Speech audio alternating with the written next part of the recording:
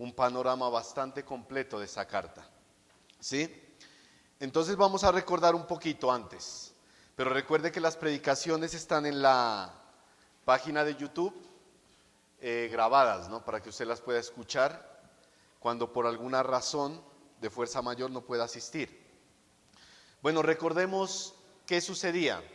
Bueno, desde el inicio de la carta, Pablo cómo se presenta a los colosenses, ¿se acuerda? Apóstol de Jesucristo. ¿Pero por qué apóstol? Por la voluntad de Dios, ¿sí? Y se dirige a los creyentes llamándolos ¿cómo?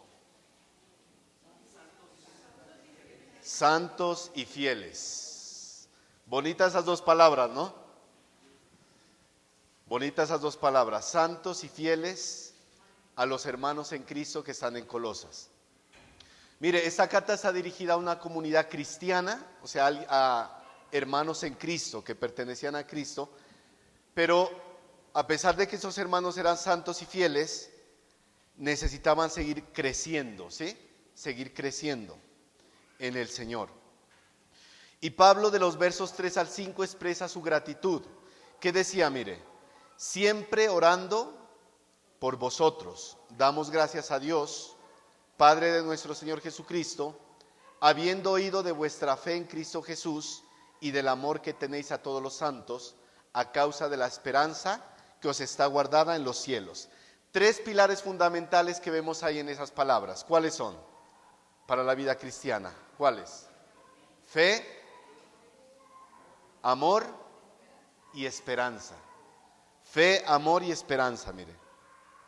Y luego les dice en el verso 6 que el evangelio ha llegado hasta vosotros, así como todo el mundo, y lleva fruto y crece, mire. ¿Sí? Lleva fruto y crece. Eso nos muestra, hermanos, algo importante. El evangelio no es estático. El evangelio no es estático, sino dinámico. ¿Por qué? Produce una transformación real en aquellos que lo reciben. ¿Sí? Una transformación real en la vida de los que lo reciben. Y en el versículo 7 menciona a alguien. ¿A quién menciona? A Epafras. ¿Sí? Epafras. ¿Quién era este hombre de lo que aprendimos?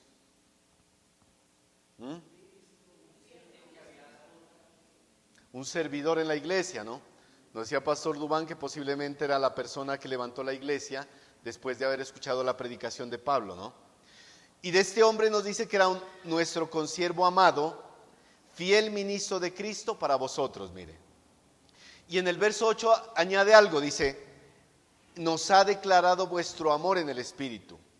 Es decir, la fe de Epafras no era solo una confesión, sino era una vida evidenciada en el amor que proviene del Espíritu Santo, mire. ¿Sí? Mire, todo esto que ha dicho Pablo en esos primeros versos prepara el terreno para algo importante que él va a decir, mire. Porque al ver una iglesia que tiene fe, amor y esperanza y que está dando fruto, Pablo no solo se conforma con orar por su crecimiento, sino que Pablo también quiere que ellos sigan avanzando cada día, mire, avanzando. ¿Cuál es la lucha a los que se enfrentaban ellos? ¿Cuál era la lucha en Colosas? Las herejías. Mire, las herejías podían desviar la fe de los hermanos, podían apartarlos, ¿sí? Podían apartarlos. Pero Pablo va a pasar en los versos que aprenderemos de la oración a la intercesión, que parecerían lo mismo, ¿no? Pero él va a empezar a interceder por la iglesia, mire.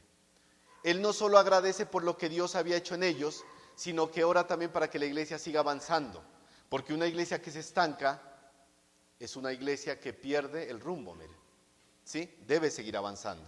Vamos a orar antes de entrar a los versos para poner ese tiempo en las manos del Señor. Dios poderoso y grande, gracias una vez más por el privilegio de poder estar aquí en tu día, celebrando este día del Señor, donde la iglesia se reúne para agradecerte, para glorificarte, para adorarte y para aprender tu palabra, Señor. Habla nuestras vidas, Señor, en esta mañana. Usa mi vida, Señor, la vida de este vaso de barro, para hablar a tu pueblo. Y prepara el corazón de cada persona que hoy está aquí presente, Señor. Quita toda pereza, quita todo cansancio, quita todo pensamiento, toda cosa que impida que tu palabra pueda hacer la obra que quiera hacer el día de hoy, Señor. Habla nuestras vidas conforme a la necesidad, Señor, porque tú conoces nuestro corazón, Señor. Tú conoces cómo hemos venido este día a este lugar, Señor. De pronto con dificultades, de pronto con problemas, o de pronto con alegría y gozo. No sabemos, Dios, pero tú lo sabes, Señor. Por eso habla conforme a la necesidad que tenemos cada uno de nosotros, Señor. Y que toda la gloria y honra sea para ti. Todo esto te lo pedimos en el nombre poderoso de Cristo Jesús. Amén. Bueno, mis hermanos, vamos a iniciar en el verso 9. Después de que Pablo le ha hablado a la iglesia, ha saludado a la iglesia, ha presentado a Epafras como ese siervo fiel que les lleva esta carta, esta información, ¿sí? Y les da, digamos, el estado de la iglesia, ¿no? El estado de la iglesia. ¿Se acuerda en Corinto cuando había todos esos problemas? ¿A quién usó Dios para que le lleve el estado de la iglesia a Pablo? ¿Se acuerda? ¿Quién fue? Pero hubo una persona, una familia que alertó de lo que estaba sucediendo en Corinto. ¿Se acuerda? ¿No se acuerda? Yo tampoco, pues le estoy preguntando, pues. No me acuerdo cómo era que llamaba. No, era una... Bueno, se lo dejo de tarea, ¿sí? Pero era una familia. No, era una familia. Eso, vea, el hermano está... Los de Chloe, exacto. Sí, esta familia, mira, el hermano está pilas ahí. Esta familia alertó a Pablo de lo que sucedía en Corinto, ¿sí? Y Epafras también, mire, nosotros como iglesia debemos estar siempre alertas de todo lo que sucede dentro de la iglesia, pendientes los unos de los otros, ¿sí? Gracias a Dios en esta iglesia no hay herejías, pero no falta que el día de mañana llegue una persona con cosas que no son bíblicas y debemos estar alertas. Vamos al versículo 9, Colosenses 1:9. Dice Pablo, mire, por lo cual también nosotros, desde el día que lo oímos, ¿a quiénes oyeron? A Epafras. No cesamos de orar por vosotros. O sea, ellos escucharon todo lo que Epafras les dijo y empezaron a orar por la iglesia. Y de pedir que seáis llenos del conocimiento de su voluntad en toda sabiduría e inteligencia espiritual. Mis hermanos, cuando hablamos de oración, generalmente lo asociamos con salud, situaciones económicas, calamidades o acciones de gracias. Y está bien, pero en el verso, ¿qué está diciendo Pablo? Mire, por tanto, desde que supimos todo eso de parte de Epafras, no hemos dejado de orar por ustedes, de orar por la iglesia de Colosas. ¿Y cómo oraban? Sin cesar. ¿Qué significa sin cesar? Incansablemente, constantemente. Y aquí, hermanos de La Serena, quiero que sepan algo. Nosotros no dejamos de orar por cada familia de La Serena. Estamos orando siempre por ustedes, mire. ¿Sí? De pronto algunos no lo sepan, otros sí, pero estamos orando siempre por la iglesia.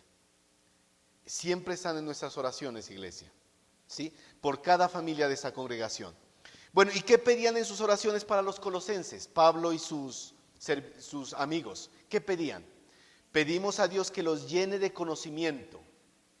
¿Para qué? Para entender su voluntad y que les dé toda clase de sabiduría y entendimiento o inteligencia espiritual. Qué bueno, mis hermanos, que como iglesia pidamos siempre que cada hermano sea lleno del conocimiento de la voluntad de Dios. Siempre, en toda sabiduría e inteligencia espiritual. Mire aquí esta palabra conocimiento en el griego. La palabra conocimiento en el griego no solo es una impresión, como algo pasajero, o un sentimiento interior, es un conocimiento profundo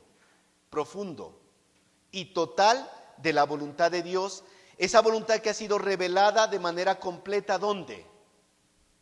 En la palabra, no en revelaciones, no en sueños, en la palabra de Dios. Ahí está la voluntad de Dios, mire, ¿sí?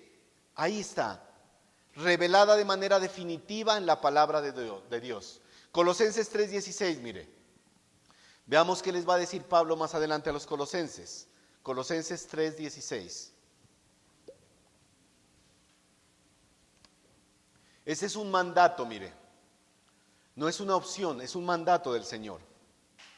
La palabra de Cristo more en abundancia en vosotros, enseñándoos y exhortándonos unos a otros en toda sabiduría, mire, cantando con gracia en vuestros corazones al Señor, con salmos, himnos y cánticos espirituales. Mire, sabiduría e inteligencia espiritual. ¿Qué es la sabiduría? Mire, es la capacidad de acumular y organizar los principios bíblicos. Se lo repito, mire. Sabiduría es la capacidad de acumular y organizar los principios bíblicos. Por eso cuando usted estudia la Biblia, tiene que hacerlo de una manera organizada, de una manera hermenéuticamente correcta. ¿Por qué muchas iglesias sacan fuera de contexto los versículos? Porque los interpretan de manera equivocada. Cogen versos del Antiguo Testamento y los aplican de una manera incorrecta. ¿Sí? Debemos hacerlo de una manera organizada, organizar esos principios bíblicos. Entonces, ¿qué es sabiduría? La capacidad de acumular y organizar los principios bíblicos. Ahora, ¿qué es la inteligencia? Es la aplicación de esos principios bíblicos a la vida diaria. Entonces recuerde, sabiduría es acumular, inteligencia es poner en práctica. Haga de cuenta una persona que estudia una carrera, mire, no sé, mecatrónica, un arquitecto, estudia 5 años, hace una especialización, acumuló mucha información, se preparó, ahora sí, ¿qué tiene que hacer? Ponerla en práctica. Porque si no la pone en práctica y se pone, no sé, a hacer otras cosas, ¿qué pasa? Se perdió. Así como decimos, esa plática se perdió. Esa es la Biblia, mire. La Biblia es leerla, sistematizarla, acumular el conocimiento de una manera correcta, meditar en ella, escudriñarla. Y una vez que todo ese conocimiento usted lo tiene en su corazón, ¿qué tiene que entrar a hacer? Aplicarlo, aplicarlo. Eso es lo importante, mis hermanos, aplicarlo. ¿Sí? La aplicación de esos principios a la vida diaria. Por eso, mis hermanos, entendemos que una persona no es inteligente porque sepa mucho de la palabra. Es que yo me sé todas las doctrinas, mire. Yo me he leído la Biblia 30 veces, me conozco de arriba para abajo la Biblia. Qué bueno. Pero ¿cuántos de esos principios los estás aplicando a tu vida? Es la pregunta. Porque hay mucha gente que sabe de Biblia. Inclusive gente inconversa sabe de Biblia, mire. Pero de ahí a que la apliquen es otra cosa. Entonces el que usted sepa mucha Biblia es bueno, pero ¿cuánto de eso lo está viviendo? ¿Cuánto de eso lo está viviendo? Es la pregunta. ¿Cuánto de eso? ¿Cuánto de esos principios bíblicos los está aplicando a su vida diaria? Porque ahí radica la verdadera inteligencia. Proverbios siempre exhorta a ser sabios, entendidos. Porque el sabio es el que aplica esos principios, mire. ¿Cuánto de eso que conoces de la Biblia lo estás viviendo, hermano? Pregúntate. Por eso, mis hermanos, como liderazgo, oramos y anhelamos que Dios bendiga a cada hermano económicamente y en salud. Oramos por eso, ¿sí? Pero nuestro mayor anhelo, ¿sabe cuál es? Que crezcan, que maduren espiritualmente. Ese es nuestro mayor anhelo. Que ustedes crezcan y maduren espiritualmente. De nada nos sirve tener hermanos con una buena economía y una buena salud, pero inmaduros, conflictivos, que sean un dolor de cabeza en la iglesia, difíciles de sobrellevar, inconstantes, poco comprometidos. ¿De qué nos sirve? De nada. Se habiendo de hacer una carga. El hermanito, mire, se gana 100 millones, pero es inconstante, inmaduro. De nada nos sirve.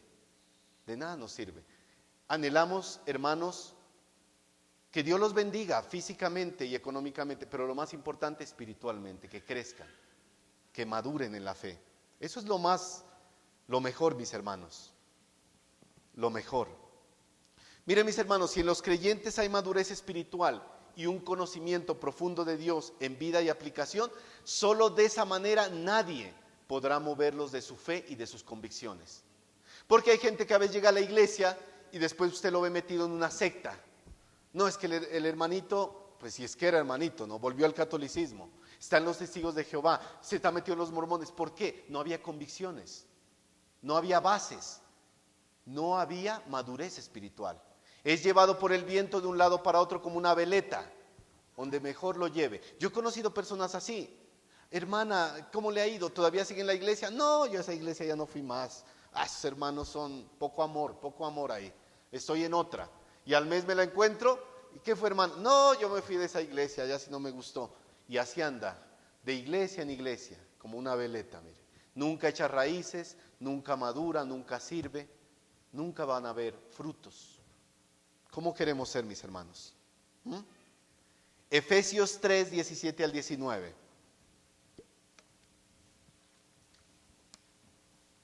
Mire cuál era la oración de Pablo por los efesios. ¿Cuál era la petición de Pablo por los efesios? El mandato. Efesios 3, 17 al 19. Dice Pablo, mire, para que habite Cristo por la fe en vuestros corazones, a fin de que arraigados y cimentados en amor, seáis plenamente capaces de comprender con todos los santos cuál es la anchura, cuál es la longitud, cuál es la profundidad y la altura, y de conocer el amor de Cristo que excede todo conocimiento. ¿Para qué? Para que seáis llenos de toda la plenitud de Dios. Eso se llama, ¿sabe cómo? Completitud. Eso se llama, o sea, en esta vida no vamos a ser perfectos, mis hermanos, pero sí vamos a crecer, a madurar. ¿Cómo identifica usted una persona madura en la fe? Por sus frutos, no por su perfección, porque aún una persona madura puede fallar y equivocarse, porque es humana, ¿sí? Pero madura, ve sus errores y los corrige, puede pecar, pero arrepentirse y cambiar de camino. Ahí se ve la madurez, hermanos, ¿sí? Ahí se ve la madurez. Versículo 10, avancemos. Colosenses 1:10. ¿Qué más quiere Pablo? ¿Cuál es la oración para los colosenses? Mire. Para que andéis como es digno del Señor, agradándole en algunas cositas, en todo, llevando fruto en toda buena obra y creciendo en el conocimiento de Dios. En este verso, mis hermanos, se da a conocer un fruto abundante, mire. Este es un fruto abundante. Como dicen otras versiones, para que así vivan de una manera que den honor al Señor y para que le agraden en todo. Pregúntate, hermano, ¿estás agradando al Señor en todo? Pregúntate. ¿Estás agradando al Señor en todo? No, hermano, solo en algunas cositas. ¿Qué es agradar al Señor en todo? ¿Qué usted cree que es? Mire, parece algo difícil y un poco imposible, ¿sí? Pero no. ¿Sabe cuál es el problema de los cristianos, mis hermanos? Que no nos esforzamos en la gracia. Que no nos estamos esforzando en la gracia. A veces solo centramos nuestra vida en aprender los principios bíblicos, pero ¿sabe dónde nos rajamos? En practicarlos. Hermanos, yo estoy metido, mire, en devocional, tengo estudio de la Biblia, estoy aprendiendo en BBN, estoy metido en un instituto bíblico. Mire, hermano, en todo lo que ando, qué bueno. Pero ¿estás viviendo algo de eso que aprendes? Ahí está la clave. ¿Es importante aprender la palabra? Claro. Pero puede haber un hermano que no sepa mucho, pero aplica todo lo que sabe. Y puede haber otro que tenga la cabeza hinchada de conocimiento, pero no vive la palabra. ¿Qué pasa ahí? Con esto no quiero decirles, hermanos, que no dejen de estudiar la Biblia. Estúdienla, apréndanla, escudriñenla. La palabra cada día es hermoso, es un tesoro inagotable. Pero vivámosla, vivámosla. Ahí está el punto, mire. Esa es la diferencia con el mundo. Porque en el mundo todo el mundo cree en Dios. Yo creo en Dios, yo creo en Dios, yo creo en Dios. Todo el mundo cree en Dios. Pero al momento de vivir la palabra no lo hace. Ahí debemos dar ejemplo a los creyentes, hermanos. ¿Sí? Este es un fruto, mire. Un fruto abundante. ¿Un fruto de qué? De ser llenos del conocimiento de la voluntad de Dios en toda sabiduría e inteligencia espiritual. ¿Y cuál es ese fruto resultado? Andar como es digno del Señor. O como dicen otras versiones que les había leído, dar honor al Señor. ¿Estamos agradando al Señor en todo, mis hermanos? Miren lo que le dijo Pablo a Timoteo, segunda de Timoteo 2:1. Segunda de Timoteo 2:1, la carta que ya estudiamos. Segunda de Timoteo 2:1. Dice, mire, tú pues, hijo mío, le dice Pablo, esfuérzate en la gracia que es en Cristo Jesús. Ahora yo le pregunto, ¿qué es esforzarse en la gracia? ¿Qué cree usted que es? ¿Qué será? ¿Es fácil levantarse a las 5 de la mañana a orar? Para los que sufrimos de insomnio, sí, es fácil. Para los que duermen hasta las 11 de la mañana, no creo que mucho. No, pero aquí todos madrugamos, ¿cierto? Sí, hermano. ¿Es fácil? ¿Es fácil hacer un devocional todos los días? ¿Es fácil escudriñar la Biblia? ¿Dedicarle tiempo? ¿Es fácil orar todos los días? No, mis hermanos, porque los seres humanos somos a veces emocionales. Ay, no, hoy no quiero leer la Biblia, hoy estoy cansado, hoy estoy estresado. No. Mañana sí la voy a leer. Somos muy volubles a veces, mire, y eso afecta a la vida espiritual. Esfuérzate en la gracia, le dijo Pablo a Timoteo. Esfuérzate en la gracia que es en Cristo Jesús, mire. Y en Efesios 4:1, no lo busque, se lo leo. Yo pues preso en el Señor, dice Pablo, os ruego que andéis como es digno de la vocación con que fuisteis llamados. Digno de la vocación con que fuisteis llamados. Mis hermanos, si practicáramos esos principios bíblicos de manera diligente, claro que podríamos andar como es digno del Señor. Podríamos agradarle en todo. Claro que podríamos hacerlo, mis hermanos. Pero a veces no nos esforzamos. No nos esforzamos. A veces nosotros tomamos las cosas de Dios como lo último. Por eso es que llegan muchos tarde, mire. No es por echarle a los que llegan tarde, ¿no? Pero es la verdad, mire. A veces no nos esforzamos. Para todo nos esforzamos. Y yo les decía una vez, una cita médica, usted tiene que llegar media hora antes o la pierde. Ay, me toca ir rápido, hágale, salga como sea. ¿Sí? Tiene un vuelo un viaje a otro lado. No, toca ir rápido, toca llegar al aeropuerto una hora antes porque nos deja el vuelo. Pero la iglesia no, eso, llegar a cualquier hora no importa. No nos esforzamos en la gracia. Y de ahí queremos que Dios nos bendiga. Dígame, ¿qué dice el Señor? Bien, hijito, no. Muchos no tenemos ni un devocional, o bueno, algunos no tienen un devocional. ¿Sí? Se levantan en la mañana y se van. Y el Señor, no, en la noche oro un rato, llega la noche cansado y cayó. Señor, gracias. Hasta ahí. Mis hermanos, no nos esforzamos en la gracia. Comenzando por mí, porque yo no soy perfecto. Me falta también muchas veces esforzarme en la gracia. Darle más tiempo al Señor, orar más, dedicarle tiempo, ser diligente en la iglesia.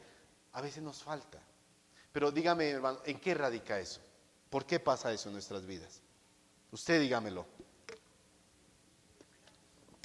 ¿Por qué?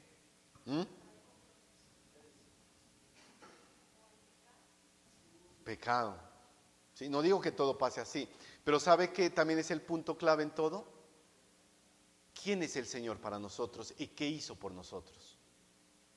Porque a la larga, mis hermanos, nosotros no venimos a la iglesia por escuchar al predicador o al pastor o por ver a los hermanos. El principal anhelo nuestro es el Señor. Él dio todo por nosotros, no se limitó a nada, se despojó totalmente. ¿Y nosotros qué le damos a Él? Es la pregunta, mire. ¿Qué le damos? Debemos llevar fruto, andar digno, andar de forma digna delante del Señor y agradarle en todo. Y como dice también el verso, mire, llevar fruto en toda buena obra y crecer en el conocimiento. ¿Pero cuál conocimiento? El conocimiento práctico de Dios. Filipenses 4:17, mire, búsquelo.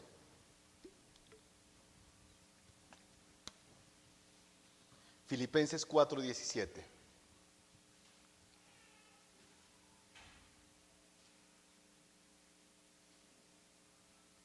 Mire lo que dice Pablo.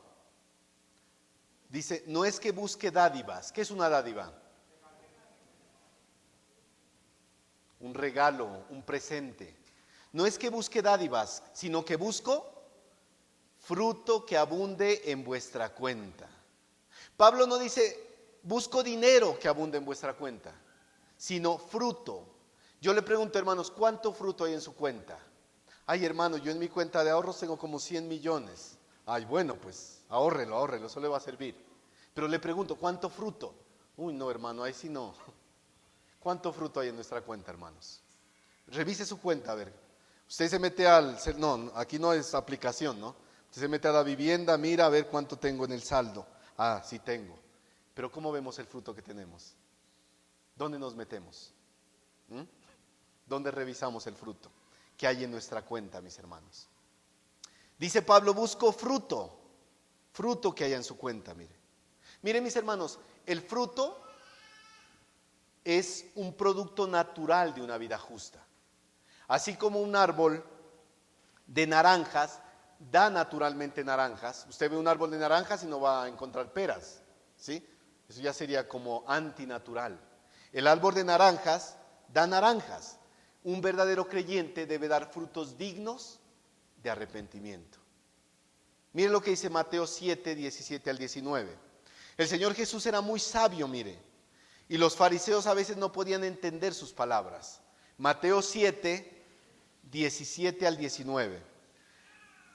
Pero sus mensajes eran tan claros que para muchos les parecían algo básico. Pero miren lo que dice. Mateo 7, 17 al 19. Dice, mire, así todo buen árbol que da buenos frutos, pero el árbol malo da frutos malos. No puede el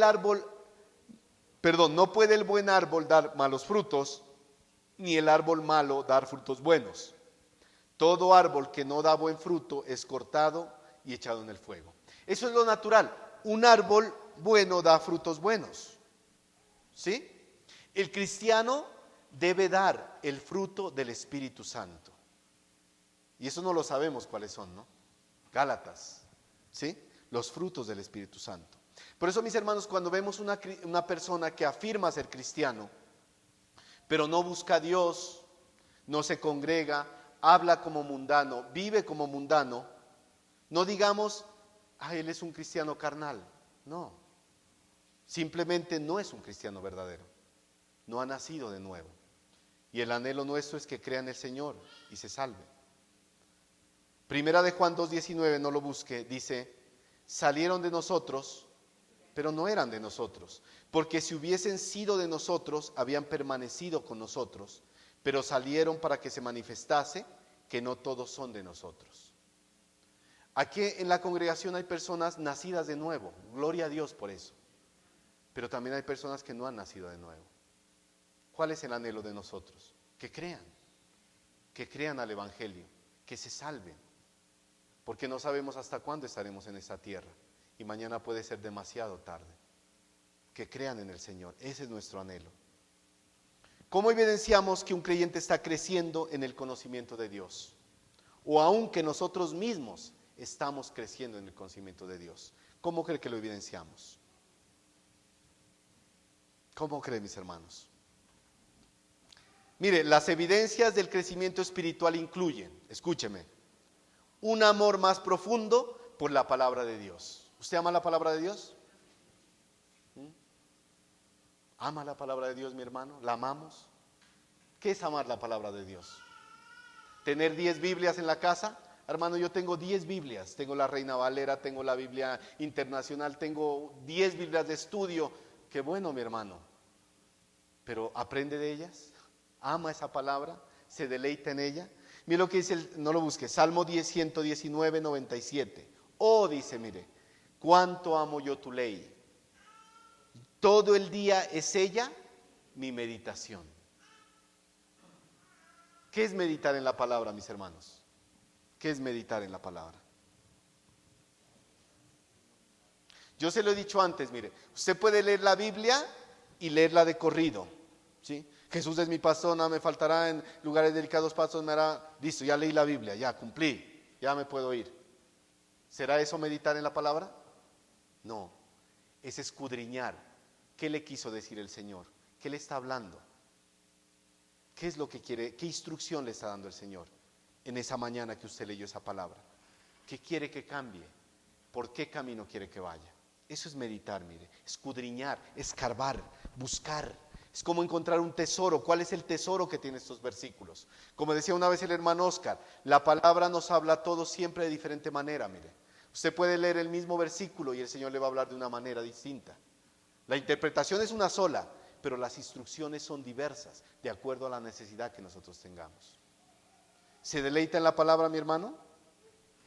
Una evidencia del crecimiento espiritual, un amor más profundo por la palabra de Dios.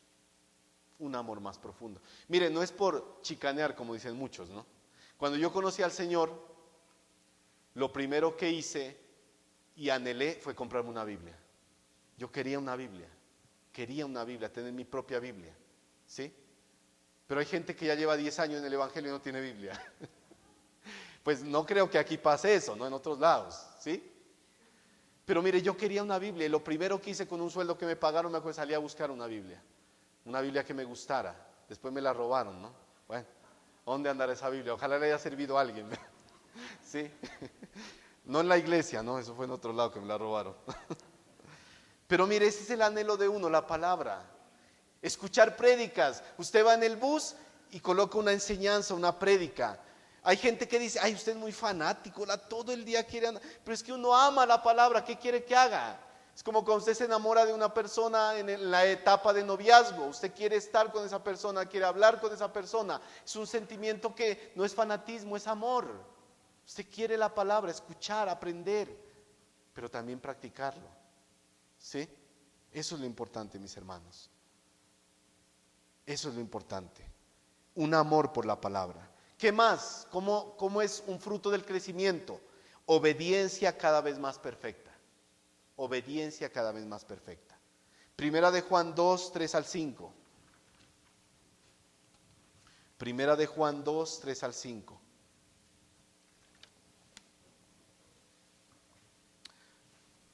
Primera de Juan 2, 3 al 5. Ahora como no tenemos escuela dominical, sí, mire, tengo el tiempito, pero apenas. Dice, y en esto sabemos que nosotros le conocemos. ¿A quién? A Jesús. Si guardamos sus mandamientos. Paréntesis pequeño. Cuando habla de guardamos sus mandamientos, no vaya a malinterpretar como hacen los adventistas o los judaizantes. No son los mandamientos del Antiguo Testamento, el Decálogo, ¿sí? O la Torá, no. Son los mandamientos de Cristo. ¿Cuáles son los mandamientos de Cristo? Los que Él ha dado en el Nuevo Testamento. En el Nuevo Testamento. Un mandamiento del Señor Jesús, dígamelo, ¿cuál es? Otro. No dejen de congregarse como algunos tienen por costumbre. Orad sin cesar. Dar gracias al Señor en todo. Infinidad de mandamientos, mire. Dice, dice, en esto sabemos que nosotros le conocemos si guardamos sus mandamientos. El que dice, yo le conozco y no guarda sus mandamientos, ¿cómo lo llama? Mentiroso. Y la verdad no está en él. Pero el que guarda su palabra, en este verdaderamente el amor de Dios se ha perfeccionado. Por eso sabemos que estamos en él. Un fundamento, mire, importante. Guardar sus mandamientos. Guardar sus mandamientos. Si alguien dice yo amo a Dios, pero no le obedece, pues es mentiroso, dice. No lo digo yo, dice la palabra, mire, es mentiroso. Es mentiroso. Un fundamento doctrinal sólido debe haber en nuestras vidas. Por eso el anhelo aquí en La Serena, mis hermanos, que ustedes tengan unas bases doctrinales sólidas para que puedan crecer. Si no hay un buen fundamento, no hay un crecimiento. Un buen fundamento sólido. Pero también ¿sabe qué se necesita para crecer? ¿O una evidencia? Una fe de alcance cada vez mayor. Una fe de alcance cada vez mayor. ¿Cómo se evidencia una fe mayor en la vida de un cristiano? ¿Cómo piensa usted?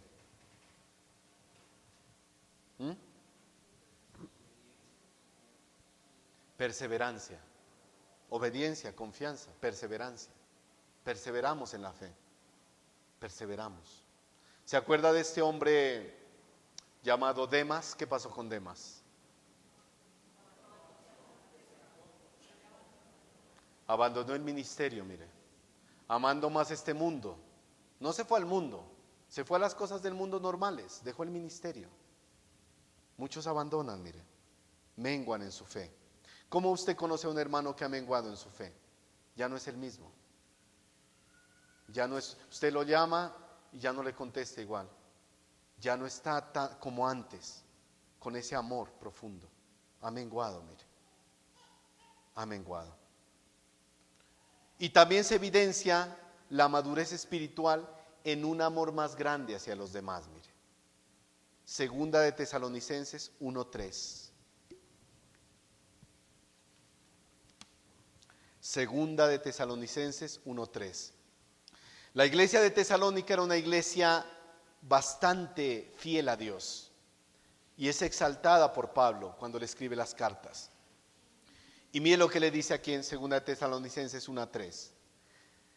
Debemos siempre dar gracias a Dios por vosotros, hermanos, como es digno, por cuanto vuestra fe va creciendo. Y el amor de todos y cada uno de vosotros abunda para con los demás. Abunda para con los demás. Por eso, hermanos, los creyentes debemos alumbrar. Mire, el cristiano no debe ser luz. ¿Por qué? ¿Por qué no debe ser luz? Porque ya lo es. Ya lo es. No debe ser luz porque ya lo es. Desde el momento que usted es creyente y aceptó al Señor, ya es luz. No debe ser luz porque ya lo es. Pero muchas veces está en el almud, escondida esa luz, guardada por ahí debajo. Nadie la ve. Hay gente que pasa desapercibida entre los demás, entre los de la oficina, los de la empresa, los del trabajo. Pasa desapercibido. Y dicen, parece creyente. ¿Será o no será? No sabemos. Debemos ser luz en medio de las tinieblas, mire. Debemos ser luz. No debemos estar escondidos. Mateo 5, 14 al 16. Es ya conocido, mire. Vosotros sois la luz del mundo. Una ciudad sentada sobre un monte no se puede esconder, ni se enciende una luz y se pone debajo de un almud, sino que sobre el candelero, ¿y qué? Y alumbra a todos los que están en casa. Así alumbre vuestra luz delante de los hombres. ¿Para qué? Para que vean vuestras buenas obras y glorifiquen a vuestro Padre que está en los cielos. Cuando ven a un creyente siendo luz, la gente de alguna manera glorifica a Dios, porque dice, mire, esa persona es distinta. Tiene a Dios en su corazón, hay algo diferente en esa persona y Dios es glorificado. Pero cuando el creyente no alumbra, ¿qué pasa? O el Señor es pisoteado, mire, blasfemado, como dice Pablo, por los inconversos, porque da un mal testimonio. Vamos al versículo 11, Colosenses 1:11. ¿Qué más les va a decir Pablo? Mire.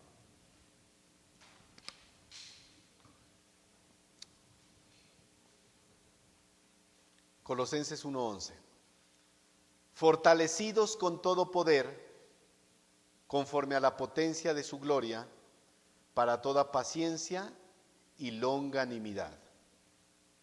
Otro resultado de ser llenos del conocimiento de la voluntad de Dios en toda sabiduría e inteligencia espiritual, ¿sabe cuál es? Ser fortalecidos con todo poder, conforme a la potencia de su gloria, para toda paciencia y longanimidad. Miren, mis hermanos, como cristianos tenemos luchas. No, hermano, yo no tengo ni una lucha, mire. ¿Tenemos luchas o no? Momentos de desánimo, pruebas, etcétera. Es normal, mis hermanos, que a veces queremos tirar la toalla. No, yo no quiero ir a la iglesia hoy, estoy desanimado. Y a veces es normal porque nos desanimamos. Tenemos momentos difíciles, mire. ¿Y qué es lo que más necesitamos cada día, hermanos? Fortaleza.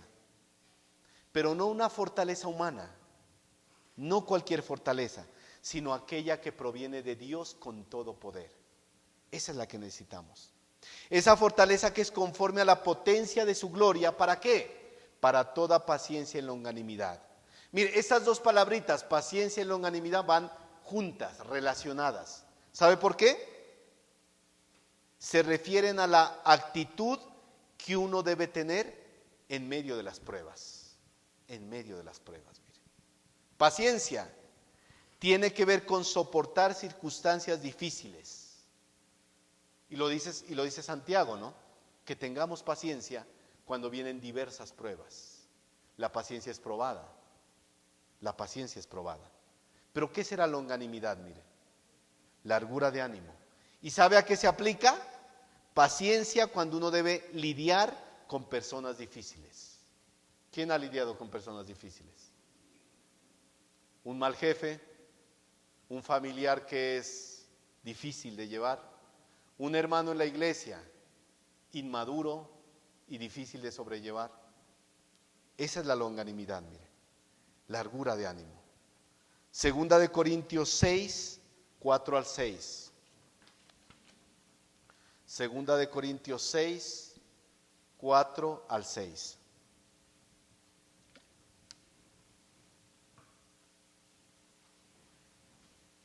Dice Pablo, mire, Segunda de Corintios 6, 4 al 6. Dice Pablo, antes bien, nos recomendamos en todo como ministros de Dios, en mucha paciencia, mire, mucha paciencia. ¿Y a Pablo le tocó tener paciencia? De las dos. Le tocó paciencia para las pruebas que vivió y la paciencia para lidiar con gente difícil, mire. ¿Sí? Paciencia, en mucha paciencia, en tribulaciones, en necesidades, en angustias, en azotes, en cárceles, en tumultos, en trabajos, en desvelos, en ayunos, en pureza, en ciencia, en longanimidad, en bondad en el Espíritu Santo, en amor sincero. Para todo necesitamos paciencia, mis hermanos, para lidiar con las cosas de esta vida, mire. Entonces, ¿qué deseaba Pablo de los colosenses? Que fueran fortalecidos para poder cumplir con su deber, para enfrentarse a la tentación y para soportar las diversas pruebas de la vida. ¿Qué pruebas estaban soportando los colosenses en ese momento? Herejías. Las herejías, mire, estaban lidiando con ese tipo de cosas. Nuestra vida tiene esas combinaciones, hermanos.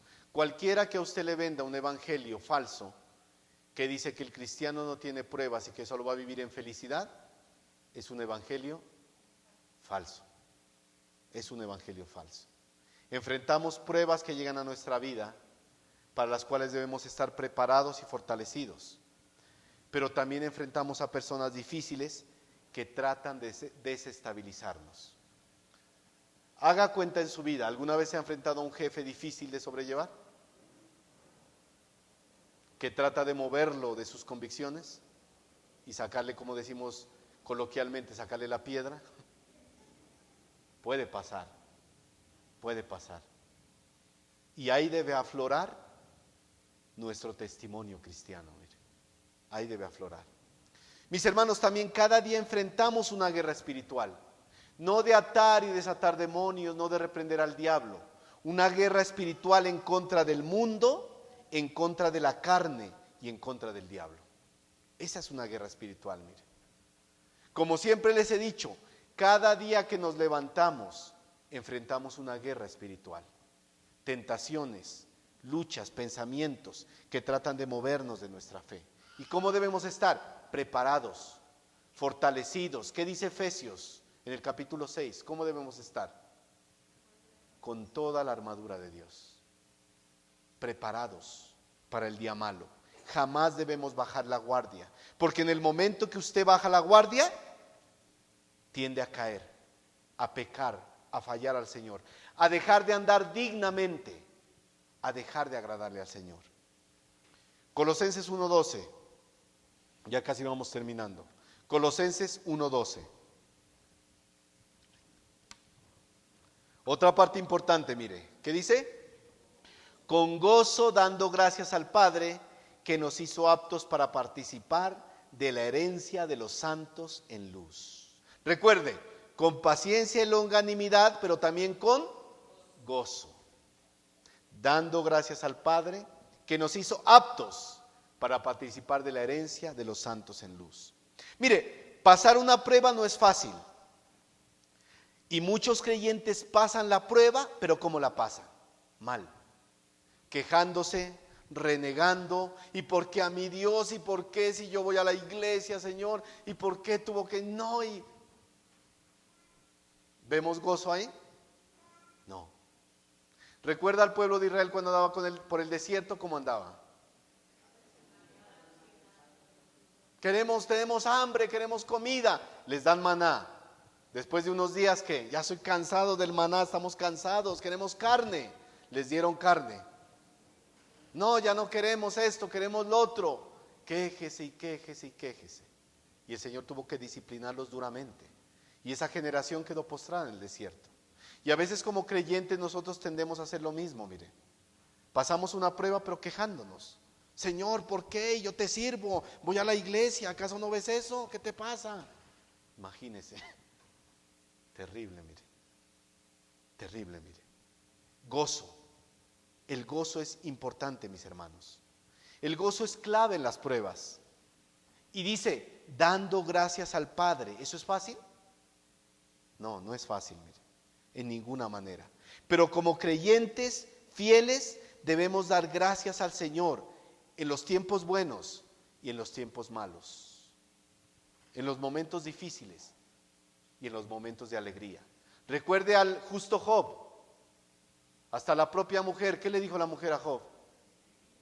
Maldice a tu Dios y muérete ya. Imagínense que la esposa a uno le diga eso. ¿Qué ánimo uno tiene? No, uno dice, no, pues ya me toca. Pues, ¿qué hago? Ni siquiera mi propia carne me anima. No. Pero ¿qué dijo Job? ¿Acaso recibiremos solo lo bueno del Señor? El Señor dio, el Señor quitó. Bendito sea el nombre del Señor. Bendito sea el nombre del Señor. Eso es fácil decirlo, pero vivirlo. Ahí viene el reto. Ahí viene el reto, mis hermanos. El gozo. El gozo. No es fácil a veces, mis hermanos, dar gracia en los momentos difíciles. Pero como creyentes fieles debemos hacerlo. ¿Y qué dice el texto? Nos hizo aptos. La expresión griega significa hacer suficiente, investir de poder o de autoridad. El punto ahí es, Dios nos califica solo a través de la obra finalizada del Salvador. Somos aptos para recibir la herencia. ¿Por qué somos aptos? ¿Porque usted es más inteligente? ¿Porque usted es muy espiritual? No. Usted cuando va a pedir un trabajo a una empresa, le dicen, ¿usted es apto para este trabajo? ¿Ven su hoja de vida? Tin, si es apto. Tiene el conocimiento, la experiencia. Venga. Pero si no es apto, se lo rechazan. Pero en Cristo nosotros no somos aptos por nuestras capacidades, por nuestro intelecto, porque seamos mejores. No, solo por Cristo somos aptos. Solo por Él. Colosenses es una carta que exalta a Cristo sobre todas las cosas. ¿Por qué te escogió el Señor? Por nada, éramos vil y menospreciado, lo más vil y menospreciado. De lo más vil y menospreciado escogió el Señor. Dios nos califica por la obra finalizada de Cristo. Nos hizo aptos, nos ha capacitado, nos hizo competentes para participar de la herencia de los santos en luz. Por eso, mis hermanos, en Cristo estamos completos. Más adelante vamos a ver en Colosenses que estos judaizantes, que estos herejes querían decirle a la iglesia que podía hacer muchas más otras cosas para agradar a Dios, cumplir ritos, hacer ceremonias. Y Pablo le dice, estamos completos en Cristo. Tú no necesitas sacrificarte, flagelarte, mancillar tu carne. No, en Cristo estamos completos. ¿Sí? Nosotros ayunamos no por castigar nuestra carne. Ayunamos por pasar un tiempo con el Señor y crecer espiritualmente. Si usted ayuna en su casa. Pero no porque, ay Señor, ayuné 30 días, Señor, mira cómo estoy vuelto nada, Señor, por ti. No. El Señor quiere obediencia, santidad. De eso se agrada el Señor. Que seamos santos, que andemos dignos, que lo honremos a Él. Eso se agrada el Señor, mire. Lo mismo que el Señor le dijo a Saúl a través del profeta Samuel, ¿se acuerda? El corazón quebrantado quiere el Señor, un corazón quebrantado. Y el gozo es importante, mis hermanos, el gozo es importante. Entonces mire, ¿qué nos dice? Estamos completos. Mire, mis hermanos, el gozo no solo debería estar presente en medio de las pruebas, sino ¿dónde? En cada paso de nuestro caminar cristiano. ¿Cuál es la diferencia entre gozo y felicidad? ¿Cuál es?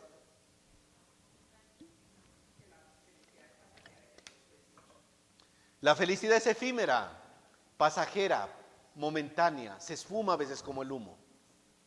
Hoy usted le da una buena noticia, mira, te ascendieron. Ay, no, qué felicidad, Señor, qué alegría.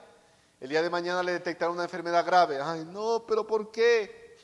Cambiamos. La felicidad va y viene. Es como un viento que hoy está, mañana no.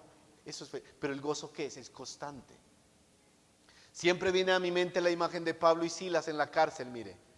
En ese hueco maloliente, con ratas, yo me imagino, en esa catatumba por allá, porque esos lugares no eran bonitos. Y allá Pablo, cantando con Silas al Señor, puesto cadenas en el cepo.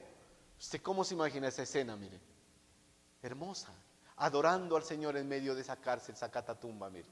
¿Qué hacemos, Silas? Oremos, adoremos a Dios. ¿Cómo hubiéramos estado nosotros ahí? Señor, ¿por qué me trajiste aquí? Pero quejándonos, porque muchas veces pasa eso, mire. ¿Hay gozo en nuestro corazón, mis hermanos?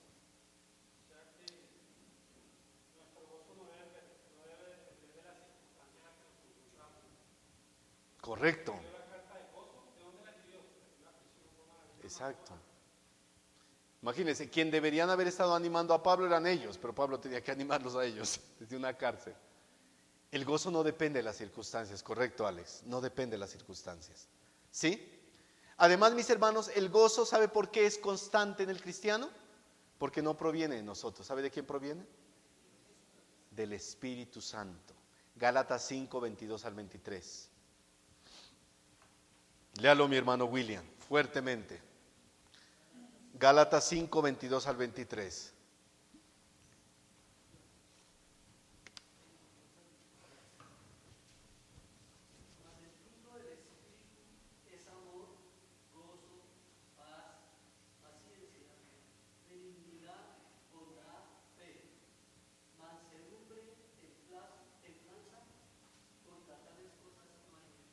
Contra tales cosas no hay ley, hermanos. Por eso, mire, la gente del mundo a veces no entiende a un cristiano. Dice, pero tú ¿cómo puedes estar bien y feliz si estás pasando por eso tan duro? ¿Por qué? Porque hay gozo en nuestro corazón. ¿Sí? La gente del mundo se derrumba con una prueba, mire, se derrumba. Y cuando ven al cristiano levantado y fortalecido, no entienden. Había un misionero, yo no recuerdo el nombre ahorita, si usted se acuerda, que en uno de esos viajes misioneros, que iba con sus 2 hijos y su esposa, se estrelló y solo sobrevivió él. Y cuando los hermanos le preguntaban cómo estaba, veían gozo en su corazón. ¿Usted cómo se explica eso? Lógicamente hay tristeza, porque no somos de palo, hay dolor, pero sigue habiendo fortaleza para seguir adelante. ¿Cómo se explica usted ese gozo después de perder a su familia? ¿Cómo nos sentiríamos nosotros con una prueba tan difícil como esa? ¿Cómo nos sentiríamos? Hermano, yo estaría gozoso. Eso lo decimos ahorita, pero estar ahí metido, eso sería duro, muy duro, mire. Sí, muy duro. Además, el gozo no es una opción para el cristiano. ¿Sabe qué es? Un mandato del Señor. No lo busque. Primera Tesalonicenses 5, 16 al 18. Estad siempre gozosos. No de vez en cuando. No cada 8 cuando van a la iglesia. No cuando cumplen años. Estad siempre gozosos. Orad sin cesar. Dad gracias en todo, porque esta es la voluntad de Dios para con vosotros en Cristo Jesús. Mis hermanos, el gozo nos lleva a dar gracias a Dios siempre, aún en los momentos difíciles. Siempre. Dar gracias al Padre que nos hizo aptos para participar de la herencia de los santos en luz. Un corazón sin gozo es un corazón malagradecido, mire. Usted ha visto que es necesario capacitarse para los deportes, ¿sí? Para las actividades académicas. Para participar de la herencia de los santos en luz es necesario capacitarse. ¿Cómo? Esforzarnos en la gracia. Esforzarnos en la gracia. No para obtener la salvación, porque ya la tenemos, sino para agradar a nuestro Señor, sabiendo que Él es el que produce el querer como el hacer por su buena voluntad. ¿Sí? Mire, andar en luz es esforzarnos cada día en Cristo para manifestar su presencia en nuestras vidas, para dar testimonio de la fe, para hacer luz en medio de los hombres, en medio de las tinieblas. Hoy es más que nunca debemos ser luz, hermanos. Hoy más que nunca. Estamos en un mundo podrido cada vez más, que normalizan el aborto, normalizan el homosexualismo, normalizan las aberraciones. Y hoy los cristianos debemos ser luz en medio de las tinieblas. Pero tristemente hay muchos que, llamándose cristiano, van de la mano con ese tipo de cosas y con aquellos que las profesan. Para mí no es cristiano. Se lo digo así, para mí una persona que va de la mano con eso no es cristiano. Debemos ser luz en medio de las tinieblas. Juan 3:21 dice: mas el que practica la verdad viene a la luz, para que sea manifiesto que sus obras son hechas en Dios. ¿Sí? Que sus obras son hechas en Dios. Vamos al versículo 3, hermanos.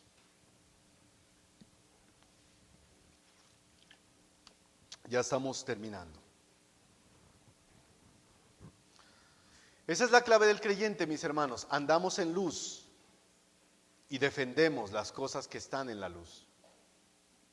De lo contrario, dudaría que una persona sea creyente. Ser luz en medio de las tinieblas. Versículo 13. ¿Qué ha pasado? ¿Qué les dice Pablo a los colosenses? El cual nos ha librado de la potestad de las tinieblas y trasladado al reino de su amado Hijo. ¿Cómo era nuestra vida antes, hermano? Acuérdese. ¿Cómo andábamos en tinieblas antes? Malos pensamientos, malas palabras, vicios, malas amistades, muchísimas cosas, mire. Las tinieblas, la potestad de las tinieblas, la autoridad de las tinieblas. El verbo griego que usa Pablo aquí es traer cerca o rescatar. Se refiere a la manera como Dios obra nuestra liberación espiritual del reino de Satanás. Y la imagen es de una persona que es rescatada de un campamento enemigo y es llevado a un lugar seguro, un lugar de bienestar. Yo recuerdo en esa época que llevaron a cabo este rescate de esa señora Ingrid Betancourt. ¿Se acuerda cómo llamaba esa operación? La operación Jaque. Yo me acuerdo que mostraban las imágenes, cómo rescataban a esa señora después de todos esos años que pasó allá y a los que estaban con ella. Los rescataron y los llevaron nuevamente a sus familias, a sus casas. ¿Cómo creen que se sentían? Un cambio total, mire. Después de haber estado encadenados y sometidos a cosas, estar libres. Esa es la libertad que nos da el Señor, mire. Después de haber estado atados a pecados, después de estar sometidos a cosas de este mundo, el Señor nos rescata, nos traslada, nos lleva de las tinieblas a la luz. Esto no significa lo que los ascéticos, esos que practicaban el ascetismo en Colosenses, querían que haga la gente, aislarse. Ellos decían: vámonos a otro lugar lejano y nos apartamos de todo pecado, como los menonitas. ¿Ha escuchado? Ellos se van a esos pueblos lejanos y se apartan de todo. Eso es a mí, o sea, eso hablando humanamente sería bonito, tener una comunidad solo de cristianos y qué bonito y todo, siguiendo a la iglesia, pero no es lo que Dios quiere. ¿Qué dijo el Señor en la oración que hizo por sus discípulos? No los quites del mundo, guárdalos del mal. Si los cristianos no están en el mundo, dígame, ¿quién predica la palabra? ¿Quién es luz? No hay, no habría. Nos ha trasladado de las tinieblas a la luz en el sentido espiritual, mis hermanos. En el sentido espiritual. ¿Sí? En el sentido espiritual. ¿Qué esperaban los judíos cuando el Señor vino? ¿Se acuerda? ¿Qué esperaban los judíos? Los celotes, que eran esos judíos revolucionarios, querían que Jesús levantara una revuelta contra Roma y se sentara como rey de Israel. Pero el Señor no había venido para eso. Él había venido para rescatar a su pueblo de algo aún peor que la esclavitud física. ¿Cuál? La esclavitud del pecado. Porque, mis hermanos, entiendan, el pecado destruye familias, el pecado destruye vidas, el pecado acaba con los seres humanos y los lleva al infierno. De eso vino a rescatarnos el Señor, del pecado. Nos trasladó de las tinieblas a su luz. Nos libertó del pecado, rompió las cadenas, nos hizo libres.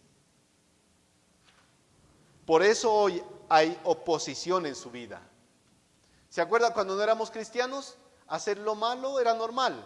Me voy a beber con mis amigos y usted no había lucha, no había nada. Pero hoy hay una lucha en nuestro corazón. Hay una lucha, hay una guerra dentro de nuestro corazón. Y eso es bueno. ¿Sabe por qué? Porque el Espíritu Santo está obrando.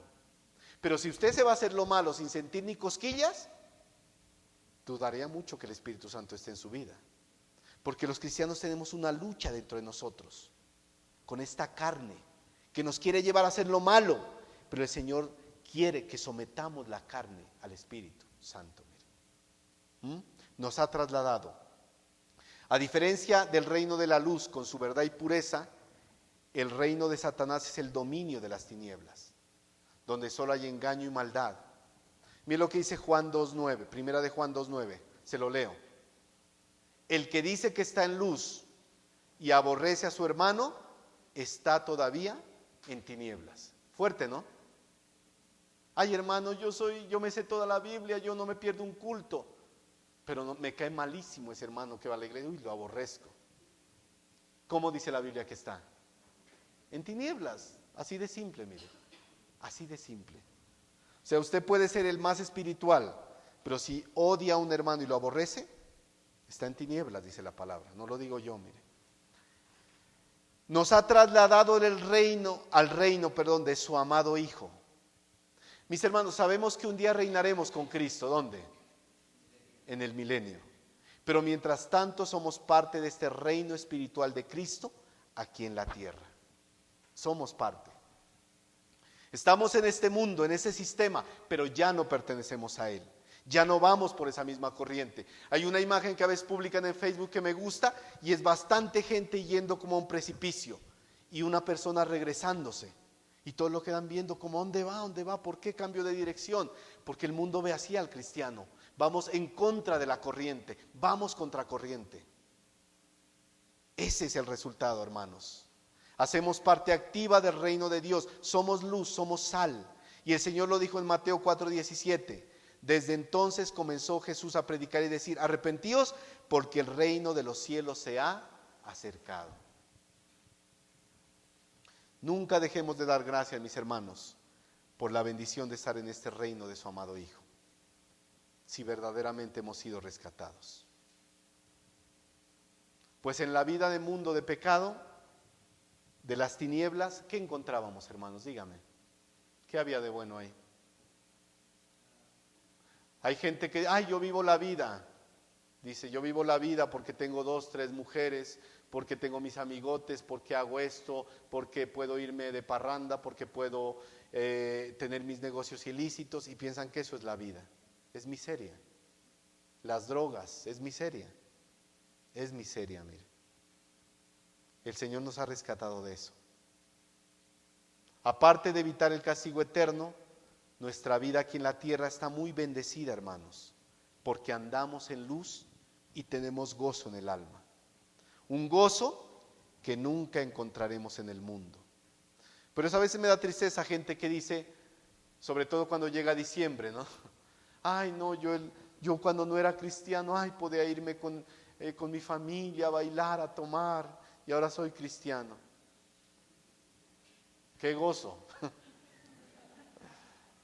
No, nosotros decimos, antes estaba en ese mundo. Mira, a mí cuando llegan esas fechas, me da tristeza ver a esos muchachos, esos jóvenes, cayéndose de la borrachera, vueltos nada. Y yo digo, antes andaba así, mire, pero el Señor me rescató y me dio nueva vida. Y eso debería darnos gozo, porque nos salvó hasta de la muerte, mire, de haber muerto. Nos trasladó sin merecerlo, nos ha dado todo. O sea, ¿qué más le pedimos al Señor? Dio a su propio Hijo, Dios, lo sacrificó, lo expuso públicamente, lo humilló públicamente por nosotros. Dígame, ¿qué más le pedimos a Dios? ¿Qué más quiere? Dígame. ¿Qué más quiere? O sea, Él ha dado todo. Pero tristemente a veces somos ingratos nosotros, mire. Somos ingratos, tristemente. El ser humano es insaciable, mire. Dice Eclesiastés, el ojo no se cansa de ver. Siempre queremos más. Y el Señor nos ha dado todo, todo, mire. Versículo 14, ya estamos en lo último. Versículo 14, 1:14.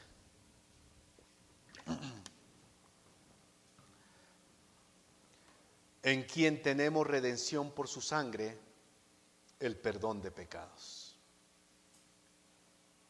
¿En quién tenemos redención, mis hermanos? Perdón de pecados, solo en Cristo, solo en Él. Conocemos claramente la definición de redención. ¿Qué significa redención? A ver. La palabra griega es libertar con el pago de un rescate, mire. Y eso se empleaba en las transacciones, en el mercado de esclavos. Cuando se quería liberar a un esclavo del yugo de esclavitud, se pagaba un precio para libertarlo. Lo que hizo el Señor por nosotros, mire. Mire, en este verso la sangre no es una simple referencia a un flujo vital, ¿sí? Como si la sangre tuviera propiedades salvadoras en su composición química. La sangre es una expresión que apunta a toda la obra expiatoria de Cristo por nosotros. Toda la obra de Cristo, el sacrificio perfecto por el pecado.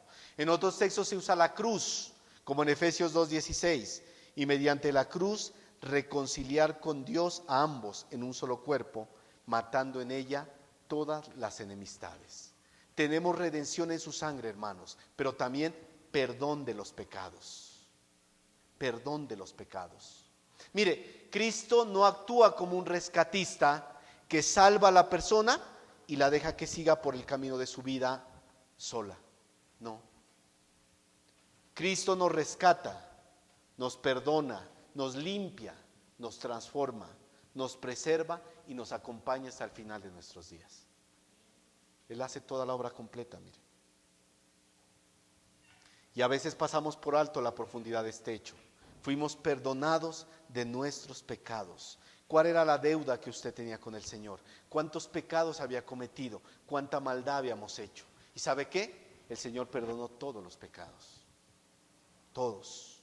Si usted hoy está aquí y no tiene a Cristo en su corazón, déjeme decirle que el Señor le perdona cualquier pecado que usted haya cometido. No importa lo que haya hecho. No importa lo que haya hecho en su vida, el Señor le perdona cualquier pecado y le da vida eterna. Así de simple, creyendo en Él. No tiene que dar un pago, no tiene que sacrificarse, no tiene que dar dinero. Gratis. Es un regalo. Pero acéptelo, porque mañana puede ser tarde. Acéptelo hoy, porque mañana puede ser tarde. Es un regalo, mire. Es un regalo. Fuimos salvados de una sentencia de muerte, de una pena cruel y eterna. Imagínate a un reo que es condenado a cadena perpetua en una cárcel de alta seguridad. Y viene alguien y se pone en lugar de él y dice, eres libre, vete. ¿Cómo se sentiría esa persona? Feliz. No habría manera de agradecer lo que hicieron por él. ¿Cómo nos sentimos nosotros, hermanos? ¿Cómo deberíamos sentirnos? Saber que Él ha perdonado nuestros pecados. Nos concedió remisión del castigo. Los seres humanos tendemos a recordar ofensas, mire, y pecados de otros. ¿Se ha dado cuenta? Un hermano pecó y se arrepintió y Dios lo perdonó, pero nosotros lo seguimos recordando como el hermano pecador. Tristemente es así. Mire, ese hermano cometió tal pecado. Y mira, uy, no, qué terrible. 1 año, 2 años, Dios ya lo perdonó. Pero ¿sabe qué le damos gracias a Dios? Que Dios entierra nuestros pecados en lo profundo del mar y ya no se acuerda de ellos. A veces nosotros somos los que nos castigamos con los pecados. Yo hice esto, yo cometí esto, ¿por qué? Dios ya te perdonó. Sigue adelante, sigue adelante. Dios ya te perdonó, te dio una nueva vida. Las cosas viejas pasaron. He aquí, todas son hechas nuevas, mire. Fuimos perdonados, hermanos. Fuimos perdonados. Miqueas 7:19 dice: Él volverá a tener misericordia de nosotros, sepultará nuestras iniquidades y echará en lo profundo del mar todos nuestros pecados. ¿Qué produce eso en su corazón? ¿No le satisface? Para finalizar, hermanos, ahora sí finalizamos. ¿Qué nos deja esta enseñanza, hermanos? Primero, el anhelo de orar no solo por la salud y lo material, sino para que crezcamos y maduremos espiritualmente, para que conozcamos la palabra y la vivamos. Mis hermanos, cuando usted ore en su casa, cuando usted ore en la iglesia, recuerde orar para que los hermanos de La Serena crezcamos y maduremos espiritualmente. No se olvide. Ore por salud, ore por la economía, ore por las dificultades, pero ore para que todos crezcamos espiritualmente. Es muy importante, para que maduremos. Una iglesia que conoce a profundidad la palabra de Dios, pero que también la aplica a su vida, es una iglesia de bendición, una iglesia de testimonio. Segundo, ¿qué aprendimos? Que Dios nos ayuda a tener paciencia y longanimidad. ¿Paciencia para qué? Para afrontar las pruebas de la vida. ¿Y longanimidad? Para afrontar a veces a personas difíciles que quieren desestabilizarnos, mire, difíciles de sobrellevar. Y en tercer lugar, que siempre hagamos memoria del sacrificio de Cristo, no solo en la cena del Señor, porque la cena es para recordar, pero que cada día recordemos que el Señor entregó todo por nosotros. Como dice un himno, ¿qué estamos dando nosotros por Él? ¿Qué le estamos dando? Es bueno recordar de dónde nos rescató el Señor, hermanos. Recordar cuál fue el pago por ese rescate. Es bueno adorar y glorificar a Dios por ser el Salvador de nuestras almas. Recuerda, porque al que más se le perdona, más ama. ¿Cuánto te ha perdonado el Señor, hermano? Amemos al Señor. Vamos a orar, hermanos.